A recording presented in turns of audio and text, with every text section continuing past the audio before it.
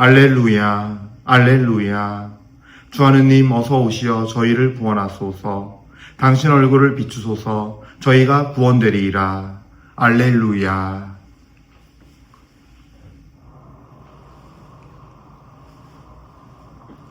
주님께서 여러분과 함께 또한 사제의 영과 함께 마테오가 전한 거룩한 복음입니다. 주님 영광 받으소서. 예수님께서 카파르나움에 들어가셨을 때 한 백인대장이 다가와 도움을 청하였다. 그가 이렇게 말하였다. 주님, 제 종이 중풍으로 집에 들어누워 있는데 몹시 괴로워하고 있습니다. 예수님께서 내가 가서 그를 고쳐주마 하시자 백인대장이 대답하였다. 주님, 저는 주님을 제 지붕 아래로 모실 자격이 없습니다. 그저 한 말씀만 해주십시오. 그러면 제 종이 나을 것입니다. 사실 저는 상관 밑에 있는 사람입니다만 제 밑으로도 군사들이 있어서 이 사람에게 가라 하면 가고 저 사람에게 오라 하면 옵니다. 또 제 노예더러 이것을 하라 하면 합니다. 이 말을 들으시고 예수님께서는 감탄하시며 당신을 따르는 이들에게 이르셨다. 내가 진실로 너희에게 말한다. 나는 이스라엘의 그 누구에게서도 이런 믿음을 본 일이 없다. 내가 너희에게 말한다. 많은 사람이 동쪽과 서쪽에서 모여와 하늘나라에서 아브라함과 이삭과 야곱과 함께 잔치상에 자리 잡을 것이다. 주님의 말씀입니다. 그리스도님 찬미합니다.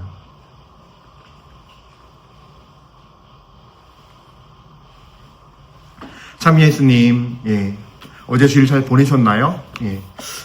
저는 어제 송주성당에 이제 미사를 도와주러 갔다 왔는데 거기 신부님이 이제 본당 건립을 하고 있어서 주일마다 이렇게 목음 활동에 나가느라 또 본당에 제가 미사를 도움을 드리게 됐습니다.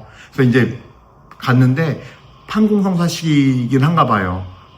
사실은 어제 미사 전에도 제가 한 40분을 넘게 성사를 줬거든요.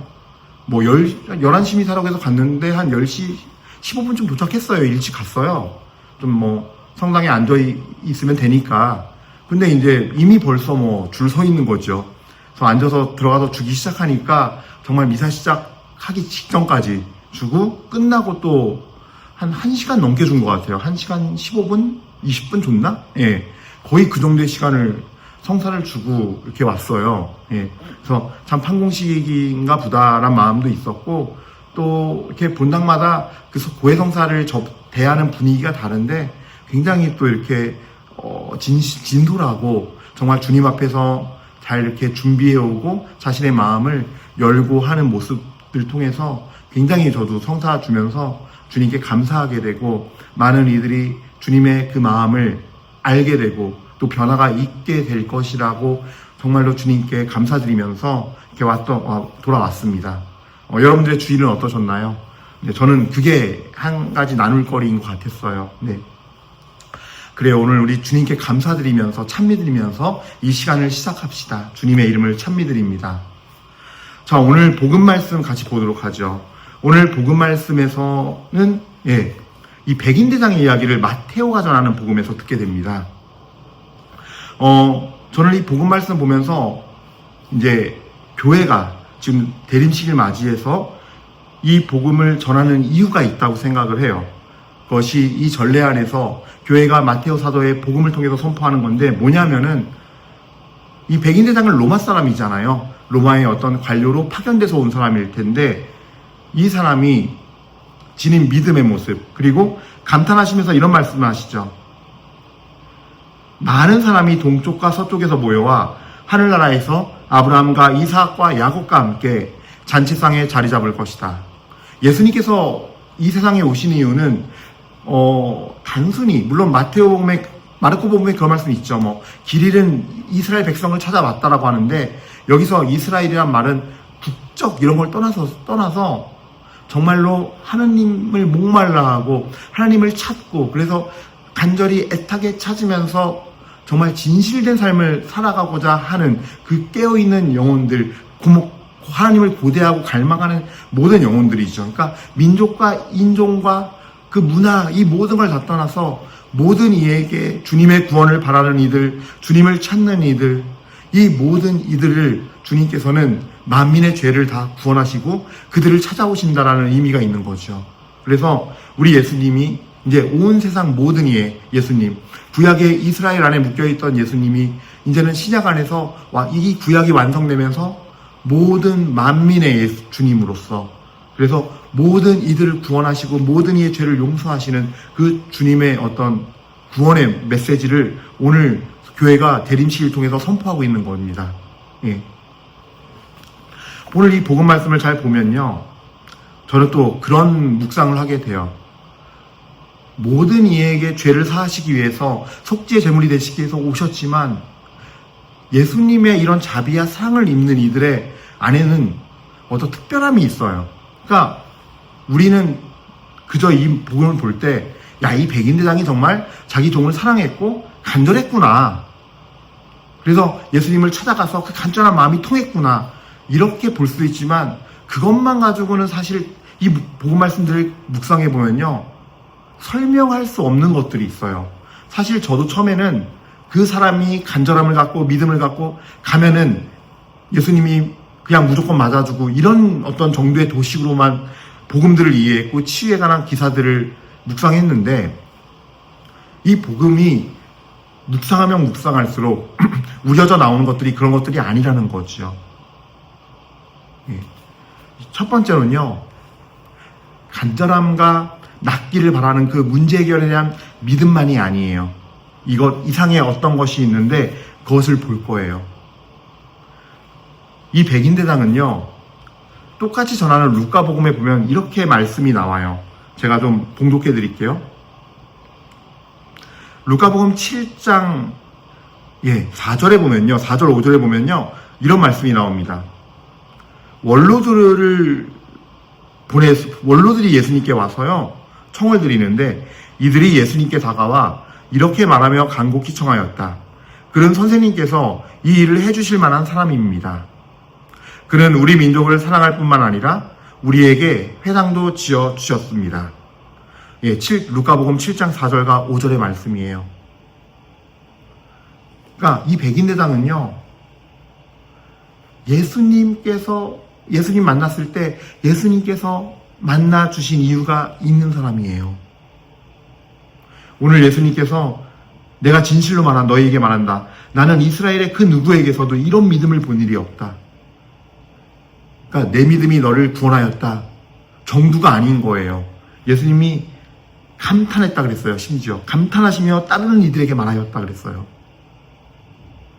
무엇을? 이스라엘의 그 누구에게서도 이런 믿음을 본 일이 없다. 그러니까 정말로 이 백인대장이야말로 내 믿음이 너를 구원하였다의 첫 자리에 있는 사람이에요. 이방인인데도. 근데 방금 제가 드린 이 백인대장의 성품과도 관련돼 있어요. 백인대장이면은 적어도 로마의 공직자고 칼을 쥔 100명의 부하가 있는 군인이 있는 칼을 쥔 권력자예요. 근데 이 백인대장의 마음은요, 정의를 사랑하고 이 칼로 약한 이들을 보호해야 한다. 인종과 문화와 종교를 가리지 않고 약한 이들을 보호해야 하는 그러니까 정의롭고 의로운 마음이 있는, 하나님의 사랑과 정의를 수호하는 마음이 있는 영혼이었던 거예요. 그리고 그 밑바탕은 바로 예수님이 지니신 정말 불쌍히 여기는 마음, 가난하고 고통받는 이들을 봤을 때, 약하고 힘없는 이들을 봤을 때 보호해주고 싶고 그들을 돕고 싶고 그들과 함께하고 싶은 그 사랑의 마음, 불쌍히 여기는 마음, 안타까워하는 그 마음을 지닌 사람이었던 거예요. 그러니까 이 원로들이 와서 이 사람은 우리 민족을 사랑하고 우리에게 회당도 지어주었습니다예요. 첫 번째, 우리 민족을 사랑한다라는 거에 안에는요, 로마에서 와서 다른 나라 사람이고 다른 인종이니까 못 살고 가난하니까 권력으로 찍어 누르고 막대할 수도 있는 그런 여지가 충분한 상황이었지만, 이 사람의 백인대장의 이 사람의 영혼은 바로 동정심과 사랑, 애정, 그리고 가난한 이들을 향한, 낮은 이를 향한, 고통받는 이들, 가난하고 어려운 이들, 궁핍한 이들을 향한 그 시선이 있는 거예요. 하느님의 사랑의 시선이, 낮은 자를 향한 시선이 똑같이 있었던 거예요. 어떻게 예수님을 만날 수 있었을까에 대한 첫 번째 이 백인대장의 신앙의 모습이에요. 예. 어떤 종교를 믿었느냐를 따지기 전에 하느님의 성품을 갖고 있었던 사람인 거예요. 예. 회당도 지어줬다 그래요. 그러니까 이 백인대장은요, 뭔지 몰라도 정말 이 세상을 주관하시고 다스리시는 그 신에 대한 경외심과 공경심이 있었던 사람이에요. 그래서 우리 신이 최고야가 아니라 보이지 않는, 내가 깨닫지 못하고 알 수 없을 이 영적 세계에 대해서, 보이지 않는 세계에 대해서 그 안에서 주권자로 계시고 절대자로 계신 그 분, 하느님에 대한 경외심과 공경심, 그리고 이 어렵고 공경에 처하고 식민지배를 받는 이스라엘 민족들이 이 하느님을 잘 믿고 따를 수 있도록 그 또한 마음을 열어주고 마음을 쓴 거예요. 왜? 하느님에 대한, 그 절대자에 대한 마음 안에 공경심이 있었으니까요. 그러니까 예수님께서 이 원로들의 말을 듣고 만나 주신 거예요. 예. 우리는 그저 지성이면 감천이다 식으로 그저 그냥 대야에 물 떠놓고 열심히 빌면 돼, 이것만 생각하는데요. 또 간절한 말 있으면 하는 돼라고 생각하는데요. 우리가 갖춰야 할 예물이 있는 거죠. 나중에 동방박사들 우리 얘기 들을 텐데, 동방박사들이 유양과 모략과 예물을 갖고 오잖아요. 황금을. 예. 즉 우리도 영적인 그런 하나님께 드려야 할 예물들이 있어야 한다는 거죠. 믿음을 증거할 수 있는 그 예수님이 만나주실 수 있는 그 마음. 예. 그것이 이미 다른 루카복음의 사가는 이미 전하고 있어요. 7장에서. 예. 그 다음에 정말 중요한 두 번째가 있어요. 바로 백인대장이 지녔던 자신의 삶 안에서의 깨달음. 이거는 정말로 그 사람의 영혼이 하느님께 향해 있을 때 가능한 거예요. 바로 뭐냐면요, 일상에서의 하느님의 그 뜻, 그리고 신비를 깨닫는 마음이 있었어요. 이 사람은 평생 군인으로 있으면서 상명 하복의 관계에 있으면서 놀라운 하나님의 신비를 깨달았어요. 바로 뭐냐 하면은, 나도 내 밑에 부하들이 있어서 내가 여기 앉아서 저기 있는 부하한테 걔한테 그거 하라 그래 하면은 합니다. 내가 말을 던지면 그 말씀이 이루어진다는 거예요. 명령이 이루어진다는 거예요.